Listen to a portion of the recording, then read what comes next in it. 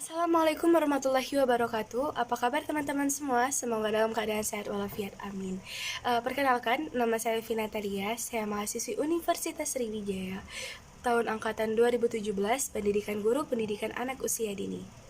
Dalam video kali ini, saya akan mempresentasikan video stimulasi mengenai perawatan dan pengasuhan pada balita.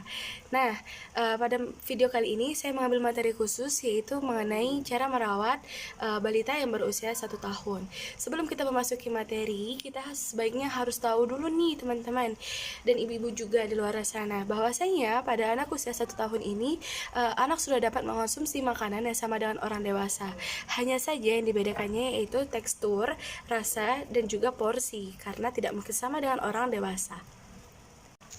Selanjutnya yaitu perkembangan berat badan si kecil. Jadi saat berusia 1 tahun, berat badan si kecil ini telah berkembang hingga 3 kali berat badannya waktu lahir pertama kali. Kenaikan berat badan di usia 1 tahun hingga ke 2 tahun ini mencapai 2 kg. Hal ini cukup normal untuk tumbuh kembang yang optimal. Oh iya, pemberian ASI itu yang lebih baik mencapai usia 2 tahun. Selanjutnya yaitu mulai atur pola makan si kecil. Nah, maksudnya di sini yaitu pada anak usia ini makanan itu bisa disamakan dengan orang dewasa. Sama yang kayak saya katakan di awal, hanya saja dibedakan itu dari segi rasa, porsi, dan juga tekstur.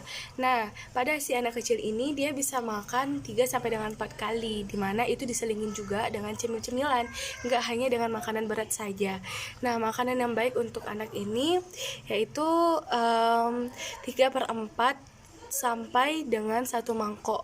Satu kali makan, mangkoknya itu yang berukuran 175 ml sampai dengan 250 ml ya teman-teman.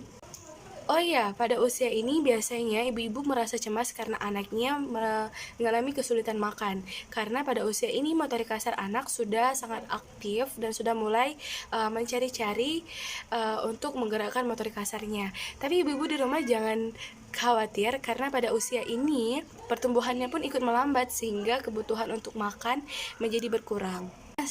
Nah, setelah kita mengetahui pola makan yang teratur tadi, kita juga harus tahu nih menu makanan apa aja yang seharusnya baik untuk anak kita. Jadi pada anak usia 1 tahun ini biasanya membutuhkan 1000 kalori per hari. Ini 1000 kalori ini mencakup 2 gelas susu, 2 buah segar, dan sayuran, 2 ons biji-bijian, yang setara dengan 1 potong roti atau 1 cangkir sereal dan 2 ons daging. Nah, makanan ini bisa dibagi ya dengan cemilan dan juga makanan berat. Oh iya, pada anak usia 1 tahun ini sudah dapat diberikan madu loh ibu-ibu, karena madu juga bisa menambah tenaga dan juga energi pada si anak. Karena pada usia 1 tahun, anak sudah mengalami fase di mana sedikit rentan terhadap keracunan makanan. Nah, setelah kita mengetahui makanan yang baik untuk anak, kita juga harus tahu nih pola tidur yang baik untuk anak. Jadi menurut teori, pola tidur yang cukup untuk anak itu berkisar sekitar 13 jam 30 menit. 13 jam 30 menit. Ya, mengapa dikatakan begitu? Karena 13 jam 30 menit itu dibagi dalam 2 sesi, yaitu sesi siang dan sesi malam. Nah, untuk ibu-ibu di luar sana, dianjurkan untuk dapat mengoptimalkan pola tidur ini agar anak dapat tidur dengan baik ketika di malam hari dan juga di siang hari agar mencapai 13 jam 30 menit. Nah, yang terakhir ini yang sangat penting.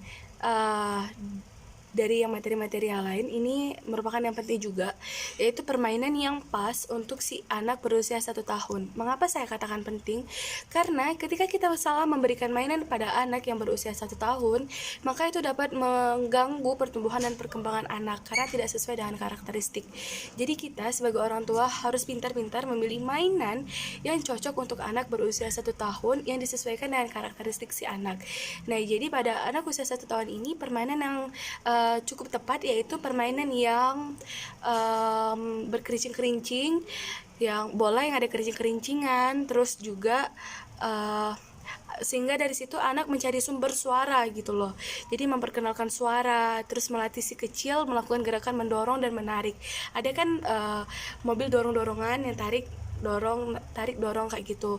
Nah terus selanjutnya itu alat permainan yang tidak tidak berbahaya, seperti contohnya saja gelas plastik atau apapun itu, sehingga anak bisa mengetuk-ngetukkannya dan dia bisa melatih suaranya gitu, pendengarannya, dan melatih motorik halusnya. Dan juga bisa menggunakan kertas, anak bisa meremas-remas begini sehingga motorik halusnya berkembang dan terlatih. Nah, begitu saja video saya kali ini. Apabila ada salah-salah kata, saya mohon maaf.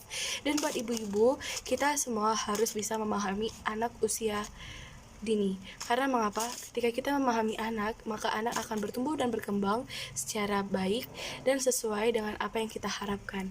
Jadi untuk ibu-ibu muda di luar sana, perbanyaklah searching dan perbanyaklah belajar, baik dari buku, majalah, ataupun dari Google mengenai perkembangan dan pertumbuhan anak, sehingga kita tidak telat dalam menangani dan mengatasi permasalahan yang terjadi pada anak usia dini, anak usia kita terutama. Ya, dadah, sampai jumpa. Wassalamualaikum warahmatullahi wabarakatuh.